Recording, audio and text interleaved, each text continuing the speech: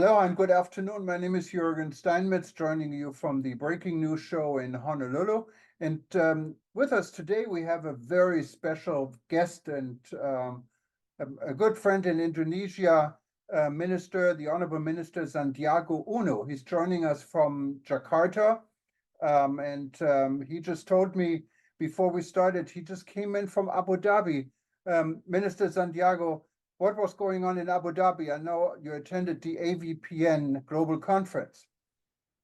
Yes, indeed. Thank you for having me on the breaking news.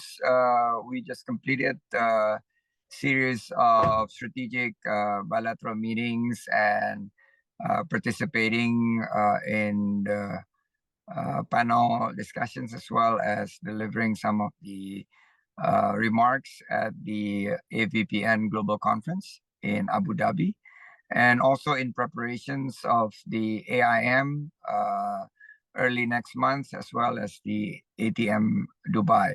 We're seeing also firsthand that ATM Dubai will be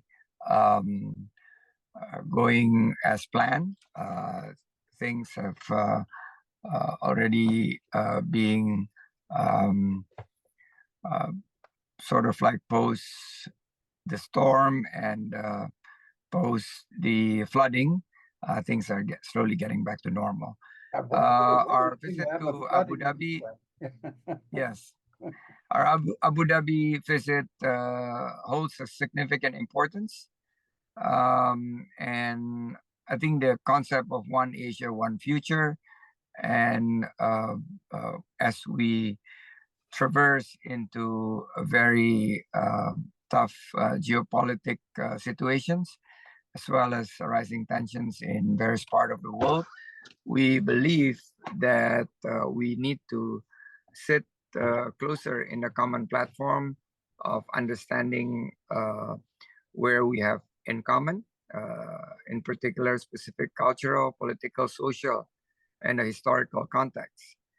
And we also need to abide to our Sustainable Development Goals, at least number 17, to speak within one common platform for collaborations on investment opportunities, technology advancement, for our case, sustainable tourism, infrastructure development, and we're also updating on investment schemes that could be achieved in Indonesia as we transition into the new government, and providing the new initiative of the Indonesia Quality Tourism Fund.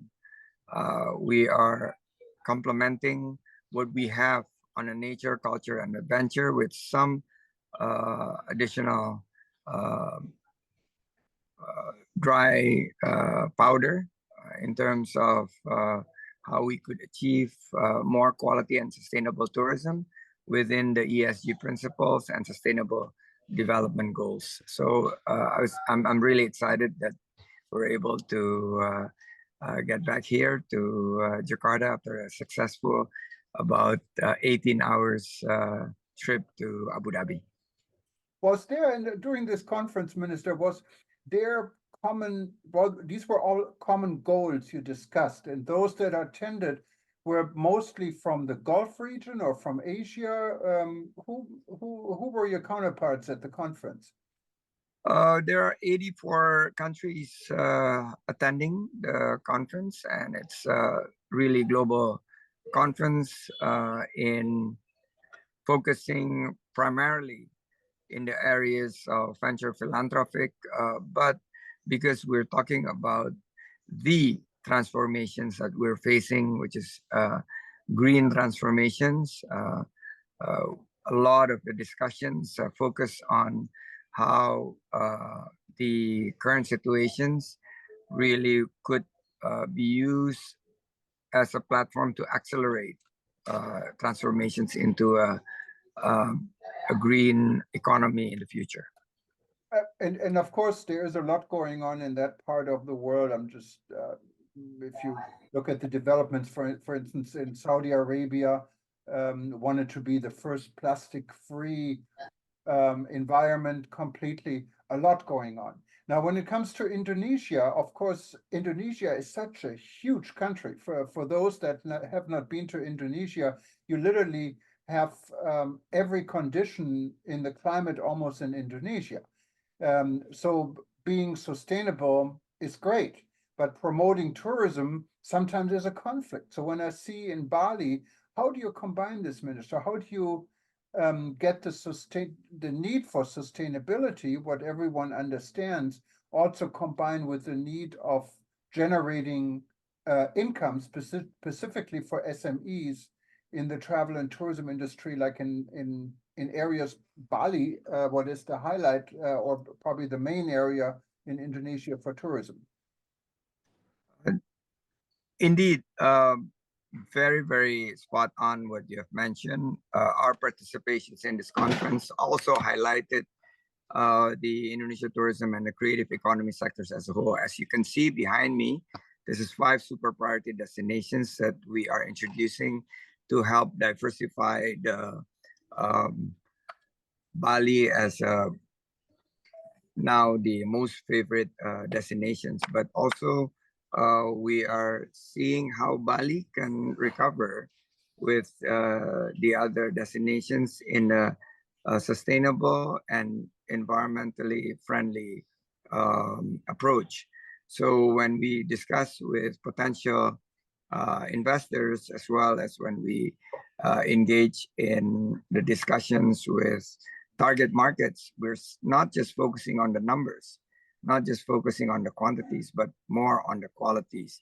How we could create a much better experience, how we could create activities that help decarbonize the sectors, how we could introduce carbon offsetting by planting mangrove.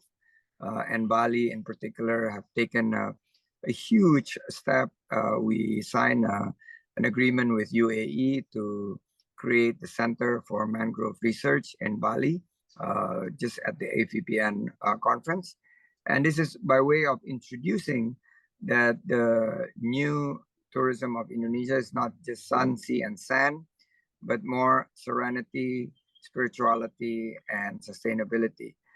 We are emerging from developing countries to advanced economies. So we need to highlight this knowledge base, green, blue, circular economy, which is inclusive. You mentioned about micro, small, medium enterprises. We work with micro entrepreneurs for their entrance into the digital, inclusive, and sustainable economies. Because at the end, it's about how you create prosperity out of the 3P of people, planet, and prosperity. We need to create good quality jobs and jobs that would enable, we call it the green jobs, that focus also on making sure that cultural heritage and local wisdom are all within the cusp, so that the micro, small, medium enterprises will continue to be involved in this trajectory moving forward. And that's a very key, important aspects of us recovering from post-pandemic. Yeah, and I wanted to ask you something about other areas than Bali, but before I do this, there are new developments in Bali, and I know our World Tourism Network was firsthand involved in talking about what first was said as medical tourism, but now I think it goes more into the holistic medical tourism, what would be ideal for Indonesia, because it has always been known for this, and there are new development. What of course also attracts, if you sell it overseas, a higher spending tourist, what you said you wanted. Are these active activities you're planning for Indonesia? We were at $1,000 spending per international tourist arrivals pre-COVID. We're now at about 15 to 1,700. So it is a whopping 50 to 70% increase with the number of tourist arrivals from international destinations. reaching to closer to pre-pandemic numbers. So I would say the new tourism products of health tourism, holistic tourism, spiritual tourism, wellness have taken a lot of interest, ecotourism, and also just recently introduced a sports tourism. In order for us to be able to introduce other parts of Bali, we also introducing the tourism villages across Bali, not just in the southern part of Bali, but also the northern, western, and eastern part of Bali that have seen less development. So our approach is not this gigantic resorts that attracting 1,000-room hotels, but rather small resorts, centers around cultural heritage and spiritual destinations. And we put it in the theme with tourism village so that the concept of closer to nature and being one with the culture and providing exciting adventure could be achieved for this new international tourist arrivals. Yeah, and of course, as an island state, I think people forget how many islands are there? 17,000 or more in Indonesia. You have a wealth of opportunities for investments and to develop other tourism areas right from the beginning, and responsible because you learn from possible mistakes in other areas. And I know there's a lot going on. You're building a new capital city, Nusantara. We heard a lot about. I saw a documentary recently. People are really visiting, even though it hasn't been really built yet. And then, of course, there are a lot of developments on various islands also, right? So it's far beyond Bali.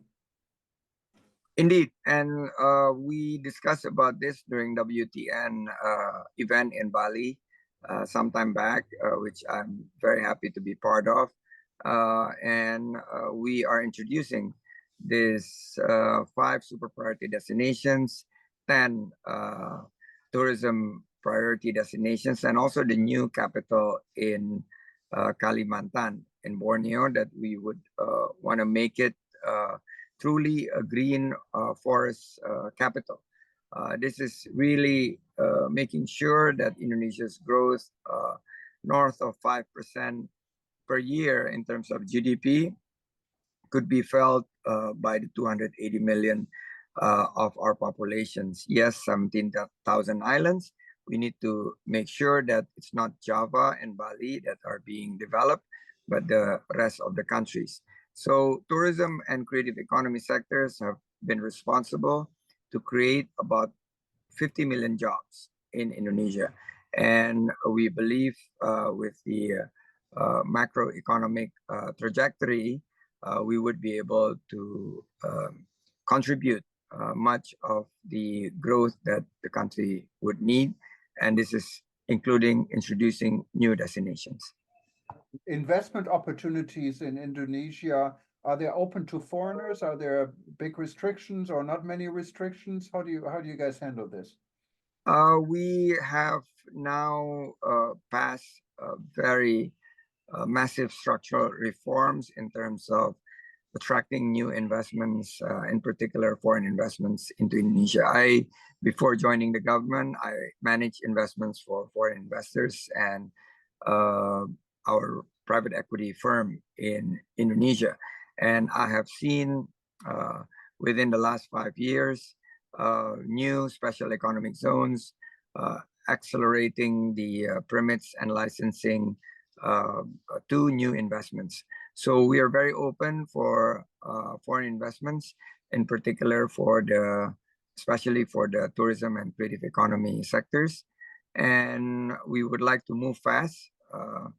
We would like to move together, and it has to be an inclusive, and no one would be left behind as we march towards 2045 that we hope could deliver Indonesia's status as advanced economies to be the developed nations. I know we're running out of time and I don't want to keep you, but one pressing question I think a lot of our listeners and viewers here in the United States have. Back in the days when Garuda was flying from Los Angeles to Honolulu and then to Bali nonstop, I had a tour operator, and actually that's how I got to know Indonesia. We called it Unique Bali. We bought 47 seats on every Garuda flight, and we made good money. And then that stopped all the time. And it has been now so many years. And Garuda now as a 5-star airline, and it's really, honestly, I've flown it recently. One of the best airlines I've been on in economy even. It's amazing. You get blankets in economy, you get a meal. Try this on a 6-hour flight from Honolulu to LA. You get this on a 1-hour flight from Bali to Jakarta. But Minister, are there any plans to get the US better connected again? We face. I remember those flights. I was studying in the US in the 90s and also in the late 80s. I remember flying from Jakarta. We stopped over in Biak and then to Honolulu and then to Los Angeles. Although those are fond memories. Unfortunately, Garuda now, post COVID, have really focused more on domestic and selected international markets, which they are doing very well now. They're growing, they are improving their services, but connectivity with the US have now been served largely by the Middle East-based airlines, which have done a great job. I was on Etihad, Emirates, but also Turkish Air, Qatar, and some of the airlines in the North Asia, and including Singapore Airlines. So we trying to improve connectivity, and there are talks to have a direct Denpasar Los Angeles flights by Garuda. Hopefully, with the arrival of new aircrafts, this could be introduced to the market. Let's hope that it could be a reality. And that's a game changer because you really get to know your market. Other carriers control the load factor. I know when you work with a foreign carrier, their goal is not the through traffic, it's the point-to-point traffic, and there are less seats for more money. So Garuda as a national carrier wouldn't have these issues. So I really hope so, and I can say I think it would do a lot for Bali. Minister, I know we're out of time, and hopefully we can do this again. I have so many more questions. I got a whole list here. So you got to come back. Please send across the questions. We'll try to answer it. And I'm so happy to be back on Breaking News. I enjoy your news daily. And thank you for your belief in Indonesia tourism. And I truly have passion of working together, and I think we will succeed together. Thank you very much for WTN. Terima kasih, Honorable Minister, and hopefully you get some sleep. Okay. Thank you. Will do. Okay, thank you. Aloha from Hawaii. Bye-bye. Aloha, mahalo. Yeah, and those that are watching us and you missed a little bit of this portion, just stay tuned. We're going to repeat it for the next 24 or so hours. And then if you lose it, just go to our YouTube channel or on eTurbo News or any of our websites. You can still find it very easily and listen to this breaking news show from today. Again, thank you very much for your participation, and we see you soon. Thank you. Bye-bye. Bye, Juergen. Bye-bye.